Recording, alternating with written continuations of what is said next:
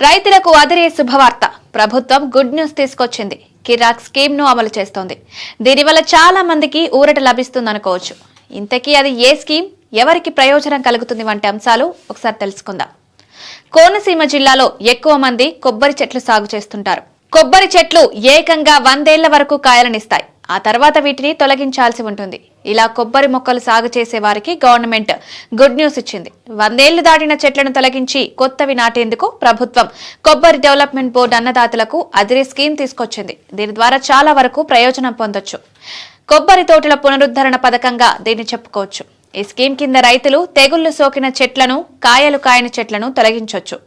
దీనికి ప్రభుత్వం నుంచి రాయితీ కింద డబ్బులు లభిస్తాయి. హెక్టార్కు రైతులు 53,000 వరకు రాయితీ పొందొచ్చు. ఇది సానుకూల అంశమని చెప్పుకోవచ్చు. కొబ్బరి చెట్ల తొలగింపుకు ఒక్కో చెట్టుకి 1000 రూపాయలు ఇస్తారు. హెక్టార్కు 32 చెట్ల వరకు రాయితీ వస్తుంది. కొత్త కొబ్బరి మొక్కలు నాటడానికి ఒక్కో మొక్కకు 40 రూపాయల రాయితీ వస్తుంది. ఇలా హెక్టార్కు 100 మొక్కలకు డబ్బులొస్తాయి.